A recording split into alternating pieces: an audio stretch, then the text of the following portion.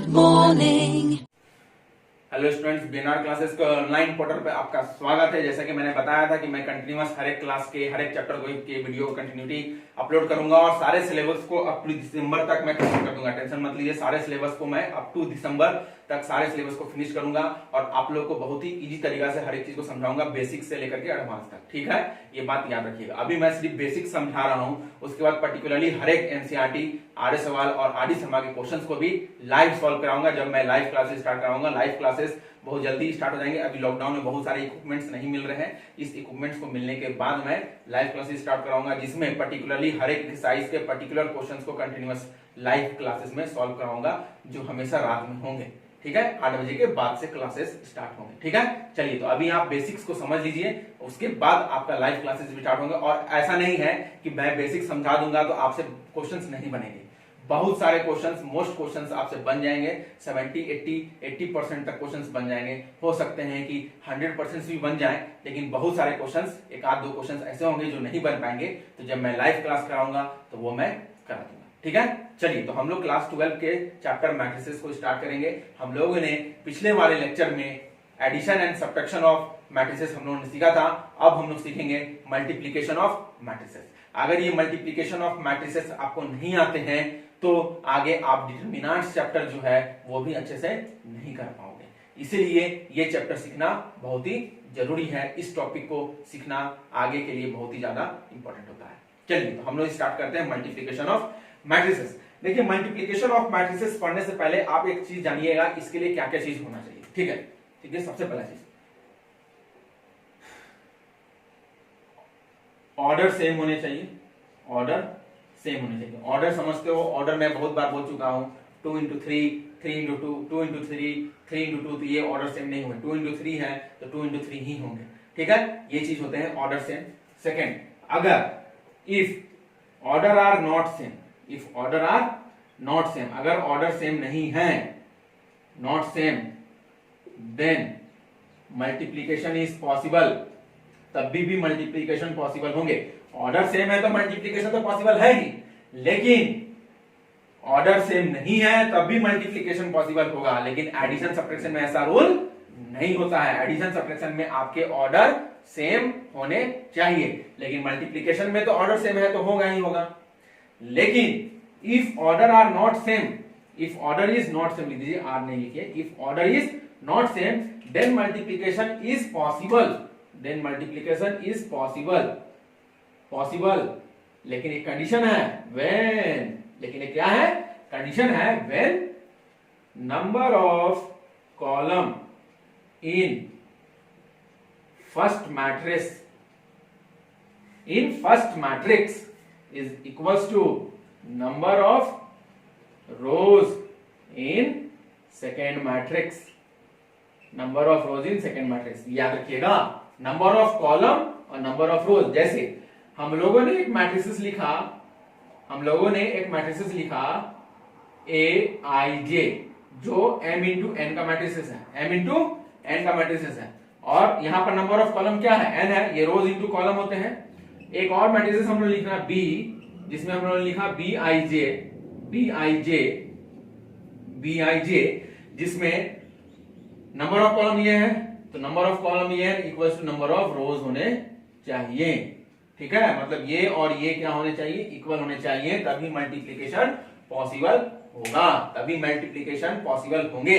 यानी कि number of column is equals to number of rows. देखिए, नंबर ऑफ कॉलम, फर्स्ट में जो नंबर ऑफ कॉलम है वो सेकेंड मैट्रिसेस का नंबर ऑफ रोज इक्वल होने चाहिए, तब आपके मल्टीप्लीकेशन पॉसिबल है, तब आपके मल्टीप्लीकेशन पॉसिबल होंगे, नहीं तो मल्टीप्लीकेशन पॉसिबल नहीं होंगे। ठीक है, ये बात याद रखिएगा। चलिए अब हम आप लोगों को सिखाते हैं, दोनों तरीका से सिखाएंगे। जब आपका रोज डिफरेंट होंगे, ऑर्डर सेम नहीं होंगे, और ऑर्डर जब सेम होंगे, तो दोनों तरह के क्वेश्चंस मैं कराऊंगा। चलिए तो मैं एक छोटे से क्वेश्चंस लेकर के चल रहा हूं, कैसे करना है आप देखिए। जैसे मान लीजिए एक आपको दिया हुआ है मैट्रिसेस 1 2 3 4, एक मैट्रिसेस ये दिया हुआ है, 2 into 2 का मैट्रिसेस है। फिर एक मैट्रिसेस दिए हुए हैं आपके 2 4 6 3, ये भी 2 into 2, ये ऑर्डर देखिए सेम है। तो ये जब ऑर्डर सेम है तो अब आसान होगा हम लोगों को मल्टीप्लाई करने का। सबसे पहले देखिए मल्टीप्लाई कैसे किया जाता है। आपको निकालना है AB। क्या निकालना है? AB निकालने का मतलब क्या है? दोनों मैट्रिसेस को मल्टीप्लाई करने हैं। तो दोनों मैट्रिसेस को मल्टीप्लाई करने हैं तो आप दोनों मैट्रिसेस को इस तरह से लिख दीजिए। दोनों मैट्रिसेस को क्या लिख दीजिएगा? इस तरह से आप लिख दीजिए। दोनों मैट्रिसेस को इस तरह से लिख दीजिए। चलिए इस तरह से हम लोगों ने लिख दिया दोनों मैट्रिसेस को। अब इसको मल्टीप्लाई करना है। तो मल्टीप्लाई करने का मतलब क्या है कि देखिए सबसे पहला चीज मल्टीप्लाई करना है। तो एक बात याद रखिएगा, मल्टीप्लाई करने के लिए हमेशा याद रखिएगा, यहाँ देखिए नंबर ऑफ कॉलम जो है नंबर ऑफ रोज के इक्वल है। नंबर ऑफ कॉलम जो है नंबर ऑफ रोज के इक्वल है ना, और ऑर्डर भी सेम है तो कोई दिक्कत नहीं है। तो बच क्या गया? बच क्या गया? देखिए यहाँ 2 बचा और यहाँ क्या बचा? 2, यानी कि नंबर ऑफ रोज क्या है? 2 है, और नंबर ऑफ कॉलम क्या है? 2, यानी कि इसका जो ऑर्डर आएगा मल्टीप्लाई करने के बाद वो यही आएगा। एक बार और मैं बता दे रहा हूं, सबसे पहला चीज कि जब भी आपको मल्टीप्लिकेशन करना है, जब भी आपको मल्टीप्लिकेशन करना है और मल्टीप्लाई होने के बाद वो जो आंसर आएगा वो किस ऑर्डर में आएगा वो पता करना है। तो ये पता करने का तरीका है। तो सबसे पहला चीज मैट्रिसेस ए को ले लीजिए, मैट्रिसेस बी को ले लीजिए। तो मैट्रिसेस ए में हमारा नंबर ऑफ कॉलम क्या है उसको सर्कल कर दीजिए। मैट्रिसेस बी में नंबर ऑफ रोज क्या है उसको सर्कल कर दीजिए, क्योंकि मल्टीप्लिकेशन पॉसिबल होने के लिए नंबर ऑफ रोज और नंबर ऑफ कॉलम इक्वल होते ही हैं, और जब ऑर्डर सेम है तो वो तो होना ही है। लेकिन ये एक तरीका है कि कैसे पहचानिएगा कि जो आंसर आएगा उसका ऑर्डर क्या होगा, जो आंसर आएगा उसका ऑर्डर क्या होगा वो आप बिना मल्टीप्लाई किए हुए देख के ही बता दोगे। ठीक है, तो एक बात याद रखिए। तो इसमें नंबर ऑफ कॉलम 2 है और इसमें नंबर ऑफ रोज 2 है। तो मैंने ये दोनों को सर्कल कर दिया। जब सर्कल कर दिए तो इसका काम खत्म हो गया। मल्टीप्लिकेशन तो पॉसिबल होगा ही होगा, क्योंकि number of rows is equal to number of column है। ठीक है, तो number of rows is equal to number of column है, तो ऐसे भी ऑर्डर सेम है तो होंगे ही होंगे। अब बच क्या गया? यहाँ पर क्या बच गया? 2 बच गए। तो 2 क्या है? यहाँ नंबर ऑफ रोज। ये जो 2 है ये क्या है? नंबर ऑफ रोज है, और ये जो 2 है ये क्या है? नंबर ऑफ कॉलम है। तो यानी कि जो आंसर आएगा वो 2 इंटू 2 का मैट्रिसेस बनेगा। जो बच गए हैं 2 इंटू 2 का मैट्रिसेस बनेगा। 2 इंटू 2 का मैट्रिसेस बनेगा मतलब क्या है कि यहाँ एक एलिमेंट्स लिखाएगा, एक यहाँ एलिमेंट्स लिखाएगा, एक यहाँ एलिमेंट्स लिखाएगा, एक यहाँ एलिमेंट्स, यही ना होगा 2 इंटू 2। तो चलिए तो हम लोग कैसे करते हैं मल्टीप्लिकेशन। तो मल्टीप्लिकेशन करने का बहुत ही आसान तरीका है। सबसे पहला चीज आप पहले इसको इधर से एक रो को उठाइए और इधर से एक कॉलम को उठाइए। एक रो को उठाइए, कॉलम को उठाइए। मैंने क्या बताया? एक रो को, फिर कॉलम को, फिर इस रो को, फिर इस कॉलम को। ये बात याद रखिएगा। ठीक है, एक रो को उठाना है और दोनों कॉलम से मल्टीप्लाई करना है। अगर 3 कॉलम होते तो तीनों कॉलम से मल्टीप्लाई करते हैं। ठीक है, एक रो को उठा के ये चीज करना है यहाँ के एलिमेंट्स को लिखने के लिए। ठीक है, तो चलिए तो रो 1 है, कॉलम 1 है, तो रो 1 कॉलम 1, तो रो 1 कॉलम 1 यही लिखाएगा। आप जानते हो रो 1 कॉलम 1, ये रो 1 है ना, रो 1 और कॉलम 1, तो रो 1 कॉलम 1 यही लिखाएगा आंसर। तो इसको उठाएं तो पहले 1 को 2 से मल्टीप्लाई कीजिए। तो क्या लिखेंगे हम लोग यहाँ? 1 इंटू 2, फिर यहाँ क्या साइन लगेगा? प्लस, फिर 2 को इससे मल्टीप्लाई कीजिए, 2 इंटू 4 हो गया। यहाँ पर एलिमेंट्स लिखा है, आपका काम खत्म हो गया। ठीक है, चलिए तो ये काम हो गया आपके फिनिश। अब इसको मैं रफ कर दे रहा हूं, इसको मैं रफ कर दे रहा हूं। ठीक है, चलिए अब फिर क्या करना है? अब यहाँ पर लिखना है कॉलम 2 में, तो रो 1 ही रहेंगे। देखिए यहाँ पर देखिए रो 1 ही है, लेकिन क्या लाना है? कॉलम 2। तो रो 1 ही है तो इसको आप सर्कल कीजिए और फिर इसको सर्कल कीजिए। कॉलम 2 में लिखने हैं तो फिर रो 1 कॉलम 2, रो 1 को यही दोनों कॉलम से करना, तब ना यहाँ एक कॉलम 1 और कॉलम 2 में आंसर लिखाएंगे। तो 1 को 6 से मल्टीप्लाई करेंगे, 1 इंटू 6, फिर क्या लगेंगे? प्लस, फिर 2 को क्या करेंगे? 3 से, 2 इंटू 3 हो गया। इसका काम खत्म, रो 1 का काम खत्म। रो 1 में सारे एलिमेंट्स मेरे आ गए, रो 1 में हमारे सारे एलिमेंट्स आ गए। चलिए अब हम लोग क्या करेंगे? रो 2 को लेंगे। तो रो 2 को लेंगे तो रो 2 के सारे एलिमेंट्स, फिर कॉलम 1, रो 2 फिर कॉलम 1, तो रो 2 कॉलम 1, तो 3 को पहले कैसे मल्टीप्लाई करेंगे? 2 से, 3 इंटू 2, प्लस फिर 4 को एडिट करेंगे 4 से, 4 इंटू 4 हो गया।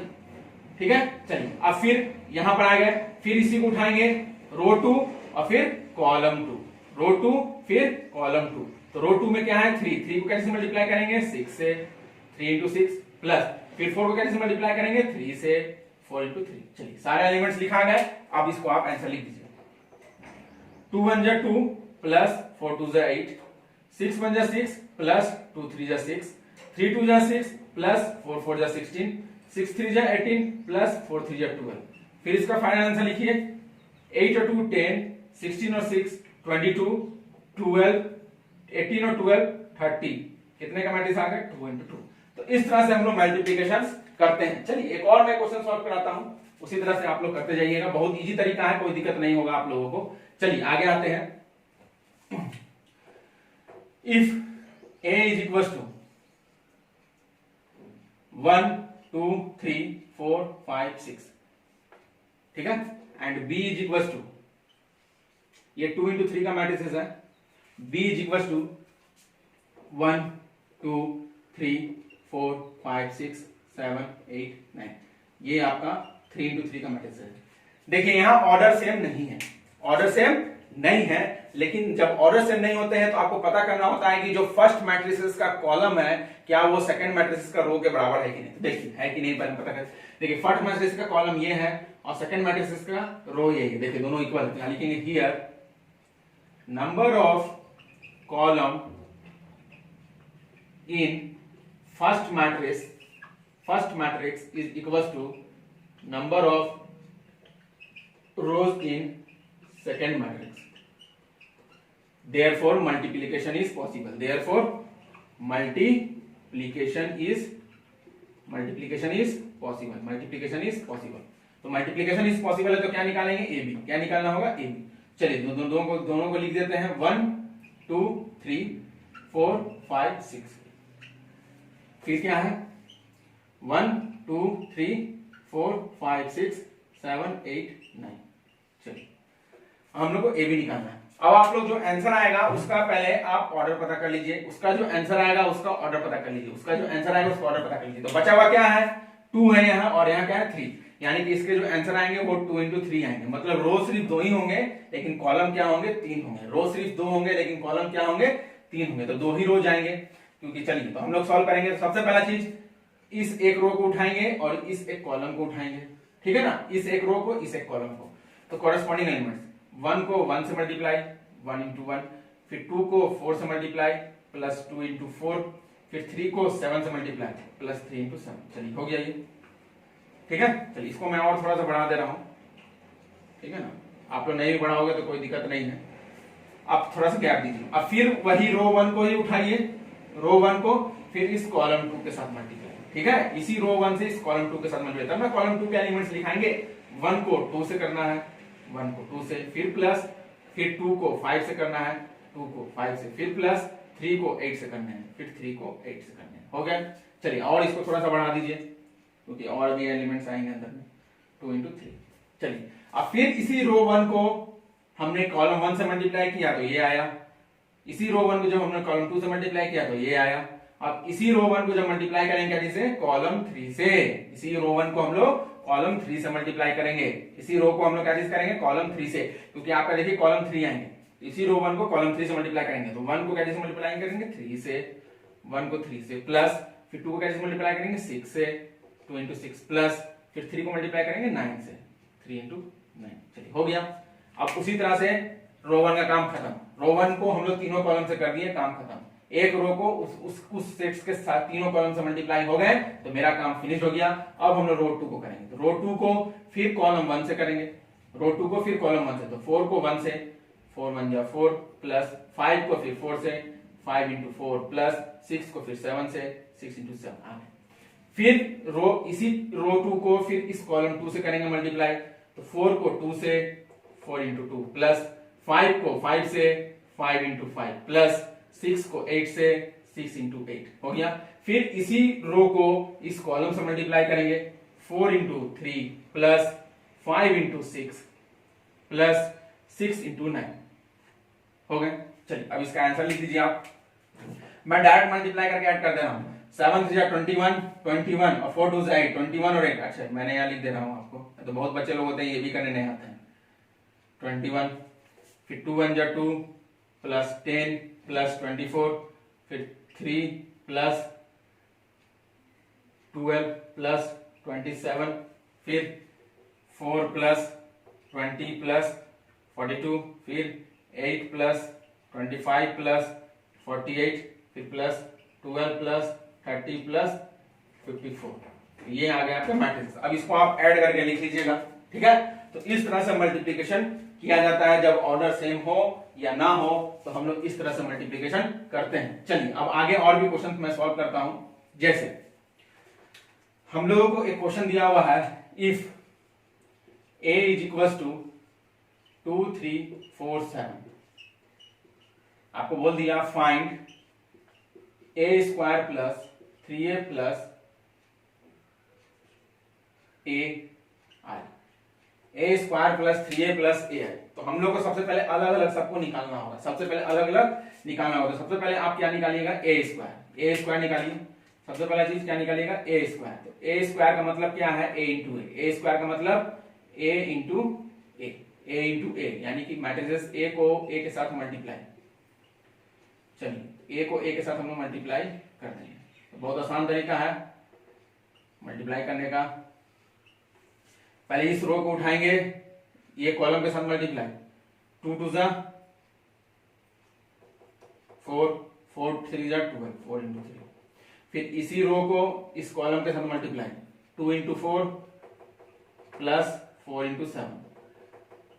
चलिए ये काम खत्म हो गया मेरा, इस रो को दोनों कॉलम से कर दिए। अब चलिए नीचे वाला रो को इस कॉलम से 3 इंटू 2 प्लस 7 इंटू 3।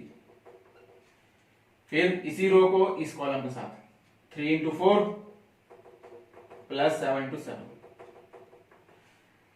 कितने के मैट्रिक्स आएंगे ये, 2 इंटू 2 के आएंगे, वो आप लोग देख लीजिएगा, मैंने बता दिया कैसे पता करना है। 2 2 जा 4 प्लस 4 3 जा 12, 8 प्लस 28, 6 प्लस 21, 12 प्लस 49। इसके फाइनल आंसर कितने हो गए, 12 4 16, 28 और 8 36, 21 और 6 27, 20 49 और 10 59 टू 61। ये आ गया आपका ए स्क्वायर का वैल्यू ये आया। अब आपको क्या फाइंड करने हैं, 3a। क्या फाइंड करने हैं, 3a। तो 3a मतलब क्या है, स्केलर मल्टीप्लिकेशन है। तो 3 मल्टीप्लाई 2 4 3 7 ये करने हैं, इसका मतलब यही हुआ। तो इसको इससे 3 2 जा 6, 3 4 जा 12, 3 3 जा 9, 3 7 जा 21। ये आ गए 3a। अब क्या निकालने हैं, ए आई। क्या निकालने हैं आपको, ए आई हम लोगों को फाइंड आउट करना है। तो ए आई का मतलब क्या होता है, आइडेंटिटी मैट्रिक्स। तो आइडेंटिटी मैट्रिक्स वही होता है जो आपका एलिमेंट्स होता है। एलिमेंट्स क्रॉस 2 इंटू 2 है, तो आइडेंटिटी मैट्रिक्स भी हम लोग उसी तरह से लेंगे। तो हम लोग ए आई निकालते हैं, ए आई। तो ए क्या है आपके 2 4 3 7, ये कितने ऑर्डर के हैं, 2 इंटू 2 के हैं। तो आइडेंटिटी मैट्रिक्स भी हम लोग क्या लेंगे, 2 इंटू 2 ऑर्डर के लेंगे। आइडेंटिटी मैट्रिक्स भी हम लोग 2 इंटू 2 ऑर्डर के लेंगे। आइडेंटिटी मैट्रिक्स का मतलब क्या होता है कि डायगोनल एलिमेंट्स 1 होंगे, बाकी सारे एलिमेंट्स क्या हो जाएंगे, 0 होंगे। इसी तरह से लिखना है, ठीक है। चलिए अब हम इसको मल्टीप्लाई करेंगे, इस रो को पहले इस कॉलम के साथ, तो 2 इंटू 1 प्लस 4 इंटू 0। फिर इसी रो को इस कॉलम के साथ 2 इंटू 0 4 इंटू 1 प्लस 4 इंटू 1। चलिए रो का काम खत्म पहला का। अब दूसरा रो को फिर इसी कॉलम के साथ 3 इंटू 1 प्लस 7 इंटू 0। फिर इसी रो को इसी कॉलम के साथ 3 इंटू 0 प्लस 7 इंटू 1। चलिए इसके आंसर क्या आएंगे, मैं ये डायरेक्ट सॉल्व कर दे रहा हूं। 2 1 जा 2, 4 3 7, ये। चलिए सारे का वैल्यू आ गया। चलिए तो सबका वैल्यू आ गया, तो अब हम लोग को सॉल्व करना है। तो मैं थोड़ा सा यहाँ रफ कर दे रहा हूँ, देखिए रफ करने के बाद फिर हम लोग सॉल्व करेंगे आसानी से। देखिए हमको इसका वैल्यू निकालना है ना। चलिए तो ए स्क्वायर है, तो ए स्क्वायर का आंसर क्या है, ये 16 27 36 61, ये हो गया ए स्क्वायर। प्लस 3a का वैल्यू क्या आया है, 6 12 9 21। फिर ए आई का वैल्यू क्या आया है, प्लस 2 4 3 7, ये है। चलिए हम लोगों ने सब वैल्यू को पुट कर दिया। चलिए अब इसको रफ कर दे रहे हैं। चलिए आगे अब सबको ऐड करना है। तो आपको ऐड करने आता है 16 6, पहले ये दोनों कर लीजिए, फिर उसके बाद 16 6 22 36 और 48 27 और 9 36 61 और 21 82। फिर ये बच गया प्लस 2 4 3 7। चलिए अब इसको ऐड करें, 22 और 2 24 प्लस 48 और 4 52 प्लस 36 और 3 39 82 और 7 89। तो ये हो गया आपके फाइनल आंसर। इसका आंसर क्या आ गया, ये आ गया। तो इस तरह से हम लोगों को फाइंड आउट करना है, और इस तरह के बहुत सारे क्वेश्चंस आपको मैट्रिसेस में मिलेंगे। तो इस तरह से हम लोग मल्टीप्लिकेशन करते हैं मैट्रिसेस का और किया जाता है, ठीक है। तो ये बात याद रखिएगा। तो इससे रिलेटेड आप लोग मैट्रिसेस के अप टू मल्टीप्लिकेशन और मैट्रिसेस तक सारे क्वेश्चंस को बना लीजिए। इसके बाद हम लोगों का बेसिक्स आप लोग अपने आप को स्ट्रॉन्ग कर लीजिए किसी भी तरह से।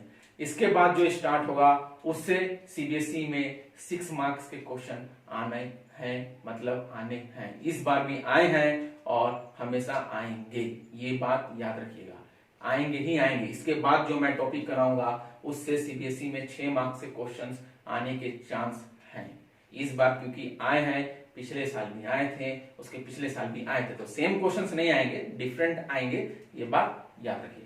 तो मल्टीप्लिकेशन आप लोगों को समझ में बेसिकली आया होगा। जिन बच्चों को किसी को एक बार में नहीं आएगा तो इसका लॉट्स ऑफ प्रैक्टिस कीजिए, वीडियो को रिवाइंड करके देखिए, आपको समझ में आ जाएगा कि किस तरह से हम लोग मल्टीप्लिकेशन कर रहे हैं। Good day.